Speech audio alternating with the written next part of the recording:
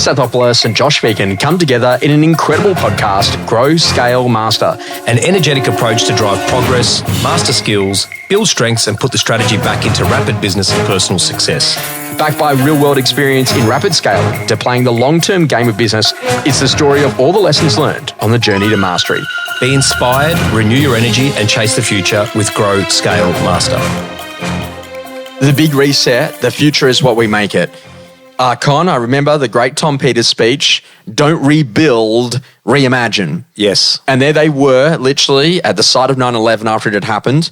They're about 6 months, a year down the track, and they're thinking, what do we do here? Yep. And that was the front page headline on the New York Times. And that has never left me where I go to think about that. Don't rebuild what you have, reimagine. And so when you start thinking about that, okay, great, let's go through as we kind of think about if the future is what we make it. How do you rate this year? So let's get some provocative questions. Okay. And when people say, how do you rate this year? Well, in what way? How do you rate the year in terms of income, production, ease of business, quality of life, health, relationships, all that stuff, right? Yeah, totally agree. Is this our counselling session? Oh, no, it's not. I think we might be going there. No, but that's... how do you rate this year? It depends on what was the measure is. Yeah, but what was also the most important thing that you wanted to achieve this year? So for me, it was the ability to be able to scale our business by enabling. We had 30% growth in the last 12 months. We've actually had 30% growth year on year for the last 4 years. Yeah. That's exponential growth, but that also becomes very complicated when you've got key people that are basically carrying that load in the business, right? So for us, how would I rate this year personally in our business? If I had to give it a mark out of 10, I'd probably give it a 6 or a 7. Why? We had a great financial year. We had a great profit year. We had a great market share year. But I think there's so many gaps for us to improve on that it could have been better. Now, I'm not being a harsh critic. I'm just saying if I had to measure it that way.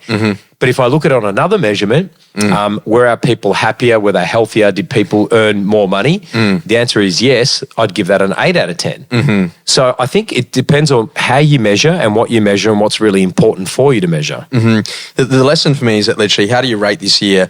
Well, you got to be careful you're not too emotional. Yes. And there's the great old school, Steve Jobs quote, like, how do you know when you should get out of something? When you keep on waking up morning after morning and saying, hey, this is not for me. Yeah. But never make a decision on your best day and never make a decision on your worst day. Yeah. Just make a decision on a good day. And I think that this is kind of an interesting thing is that, if it wasn't your best year, what would you need to do to make it so? Yeah. So I have a look at like maybe some of the areas, and this is like the foundational conversation of Stutz, in his documentary, that foundations are, okay, great, if I got great relationships, am I in a position that I've got meaningful work? Yes. Am I feeling healthy? And am I in a position I've got some basic financial stability?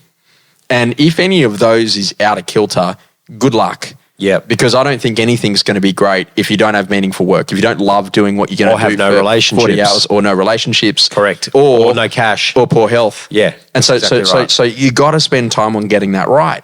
So the best year for you is also going to change, because here's the interesting thing, that as you get older, bodies change and you shift. And so you might have been massive into CrossFit and now you might have to be massively into yoga. But this is You're reading my brain. I am, yeah. Thanks, Emily. But that basic idea is thinking that literally that different things are required, stretching, flexibility, mobility. Correct. As a part of that, right? Yeah, absolutely. Totally right. And I think, was it your best year? You know what? I think for me, I'm always looking at how do we continuously improve, personally and professionally. Yeah. So I don't really rate them as, is that my best year? I rate it, was that the best effort that I put into that year? And I think that's a better measurement for me. And this is kind of an interesting thing, because when you go and have a look at wealth, like I had a client ring me at the end of last week in a panic. Right. They'd been to a training thing, they'd seen something, and they were just like, oh my God, I feel so insignificant compared to all of these giants that were on stage. I just feel like I'm not making it in life. I've got a maximum of 10 more years left before I have to retire. Like, what am I going to do? I don't have enough money. I'm a no one. And I was just like, hang on a second. Like, you've got a beautiful family. You've got an amazing house. They got their health? Yeah, they've got great health. You're in a position, you've got great relationships. They're blessed. You're in a position that, like, literally, if I ever asked you 5 or 10 years ago, would you ever be in the position that you're in today, you would have said no. Correct. And then it reminded me of a great old school saying that the greatest challenge in life is to want what you already have. Wow. Right? So if you think a little bit about that, when you start to say about what's going to be a great year, hey, get really clear. So at a health level, these are the things that I would love to go and spend some time on. I want to lose a kilo. I want to gain a kilo. I want to get a little bit of more muscular strength. I want a bit more flexibility. I want to touch my toes. Yeah. Yeah, like whatever that might be. And if you start thinking, okay, great, on a wealth level, here's the key thing. A lot of the things that happen in wealth is about how people spend their money, what they do in terms of saving it. And sometimes it's just pure luck. Because if you have a look at it, like, I don't know, am I likely to go down the track of being one of the richest people in the world? Probably not. But literally, touch wood, but if I died today, how would I say the last 17 years have been phenomenal? Yeah, exactly. And so this is actually that ability to think about that there's an old school diagram, and what you can do is you can draw the sun, and we got to call this the literally this horizon. Right. And if you think about it, like literally the sun's setting, and here you are as a little stick figure, and you're going to run as fast as you can because you want to try to touch the sun. Yeah. Now, as you keep on running towards the sun, what you realize is you don't get any closer. Yeah. Until you stop for a moment and then you look back and you see how far you've come. Yeah. So this is a great conversation, the ability to be able to use a little bit of anxiety in a good way to drive future progress, to drive a future self and a better you, but then also to being in a position to understand how grateful you are for what you've got. And when you go through a debilitating, health condition or something actually happens, mate, like the clients that I've worked through with that, the very small, tiny health hiccups I might have had over the years, but I can tell you literally what that can take away from you is unbelievable. Absolutely. And so realize that. Yeah, totally agree with that. And I think a thought came to my mind about 2 years ago. I had a client, a very wealthy client, extremely wealthy client, and unfortunately someone in their family got very, very ill. And I remember having a cup of tea with him, and he said, I would give every dollar to make sure that person never got ill. Mm-hmm. And then it got me thinking, going, why do we do what we do, and who are we doing it for? Mm-hmm. And I think this is the time of the year when we're looking at that reset, coming into that Christmas period and over that break, is what small changes will we make in our lives that's going to enable us to not repeat the year that we've just had. There's an old school saying too that like literally that someone who's unwell, the only wish they have in life is to get well. Correct. And yet the greatest disease of all time is the person who's seriously well but just unhappy with where they're at. Yeah. And so like this is kind of an interesting thing that like I'm trying to say to people, okay, what one thing would actually help you to get more wealth? Pay down your home loan. Correct. Put some money in an ETF. Yes. All of those key things, like whatever it is that you're going to do, you got to make that decision to go there. If you think about the relationships, I think I'm at my worst when I'm thinking about myself, but I'm at my best when I'm thinking about how do I help others. And so this is a really important conversation that naturally, that's where the reward mechanism comes in. I love to see people go from zero to hero. I love to see people thrive. Yes. I love to see someone that everyone said couldn't do it. Do it. Yeah. And that's the most important conversation is that literally you don't have to do a lot of transactions to be successful in my light. But you know what? You got to do what you're capable of doing and use your skills. Yep. And so I draw this diagram at the moment where I go, okay, great. So here are some things that are going to impact you. First of all, we've got what we're going to call life stages. So from cradle to the grave. Yep. Then we've got life events. Hopefully they're more positive, but sometimes you have a life event that you weren't expected happening. And sometimes that's a really, poor thing that's wrapped poorly, I should say, but it's actually a gift.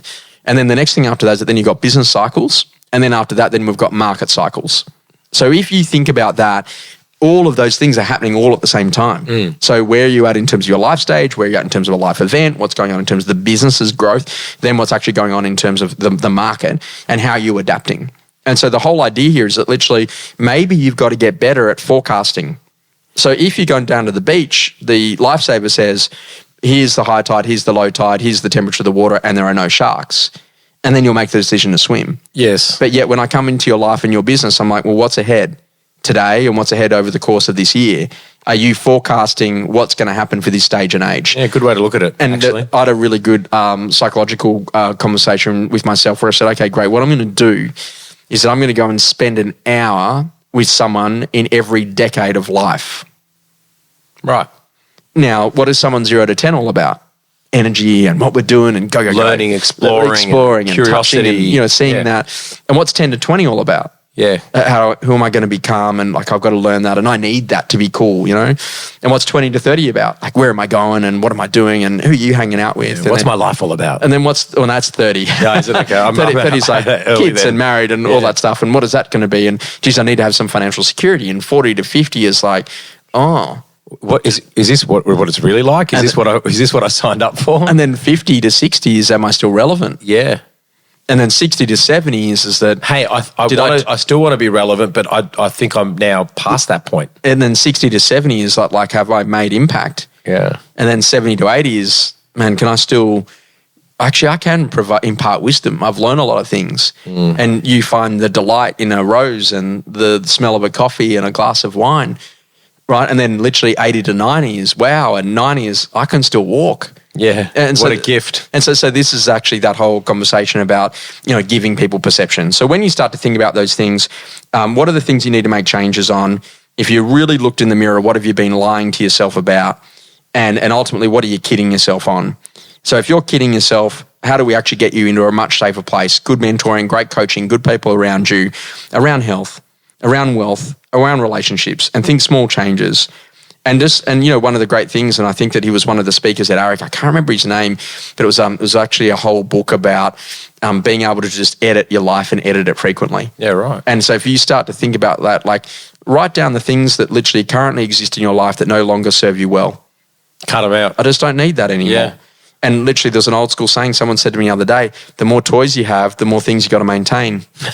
And I was like, oh, that's actually true. Yeah, So then you go, okay, great. So literally get crystal clear on the vision, understand literally where your strengths are that you should be leveraging right now, and then actually understand, hey, what are the strengths I've got to go and develop? And you do that, you'll have a different life. Yeah, totally agree with that. And I think it's the right time of the year to not right now, but I think moving into that later part of, December, to be able to really reflect on what worked, what didn't, what do you need to start, stop and continue doing. But more importantly, what are you actually up for at a business level and at a personal level? And I think that, one of the problems I've had very early on in my career was I blended those two things into the one. So for me, what looked like, from a happiness perspective was I had that promotion or I achieved that business goal, which would then make my personal life better. Yeah. But they're two very different things. Yeah, spot on. Yeah. Experiences that rapidly shaped you. So, Con, this is amazing, and when you gain these insights, and I had read David Allen's book, Getting Things Done, and I was at that stage where, I was such an active learner that literally, when I learned something new, my poor mates who were around me, I'd take them for a coffee, and then I'd give them the lecture that I'd just been through. Josh Phegan's short notes. But the interesting conversation is that literally David Allen had this diagram, and it was like, okay, great, so how do you get things done? So something's come into your world. Can you do it in under 2 minutes? If you can, do it. If you can't do it in under 2 minutes, then literally it's got to be coming to a project. Does it have multiple steps to it? Then define what those steps are, and then literally then put it in the calendar on when that would actually get done. I say, okay, great. So is this a resource that you're going to need to file somewhere? Is this something that can be done in the next couple of minutes? Is this something that's going to be a project that needs to be done at a really specific time? And it literally got me to think about contextually, where am I right now? So, okay, great, I'm at home. Okay, great, I can write a proposal. Where am I right now? I'm in a car. Well, I can't write a proposal while I'm in a car. Yeah. But I can do it when I'm at home or when I'm at the office. But what I can do whilst I'm in the car using my Bluetooth is I can make a call and speak to Con. Yes. Okay, great. So that's interesting. Now I'm at an airport. I'm literally collecting my luggage. I can respond to an SMS whilst I'm waiting for my luggage to come out. Yes. But I can also make a call. Yeah. As well. I mean, that whole idea. So literally, this is the great set of questions that come with that, where you start saying, okay, cool, where am I right now? What do I have with me? So what tools are available? What do I feel like doing? So that's interesting. And then what can I do? And I have this very simple philosophy that I learned that when I work, and when I'm at home, I'm at home. And the basic idea is that literally when my car leaves the garage in the morning, you're in work mode. Until my car comes back in the late afternoon, I'm either doing one of two things. I'm either in front of the customer or I'm making phone calls. Yep. And I just want you to think about that as being a really basic foundational principle for business success. Yeah, I think that's really important. I think that actually leads into one thing. As I'm becoming older, Josh, I'm in my 40 Let's just say 40s. Okay, yeah, I'm in my 40s. Yeah. But the greatest gift that we've got is actually time. And I know that sounds so obvious, but think about the time. So my kids now, my daughter just turned 20 and my son's 16 and a half. You know, spending time with them for me, with my wife, Emily, and then my little beautiful Franklin, my little puppy dog, you know, that is the greatest gift that I've got, is that ability to actually have undisturbed, focused time with them. But conversely, it's also speaking to that first home buyer that's walked through, that you can see is nervous as hell, registering to bid, having no idea what they're doing, is actually spending that extra 3 or 4 minutes with them before they actually raise their hand to make a life-changing decision. It's the ability to be able to use that time really effective. Something that's changing your view. Con, I just thought about this little concept of thinking, how do I give myself that ability to think differently?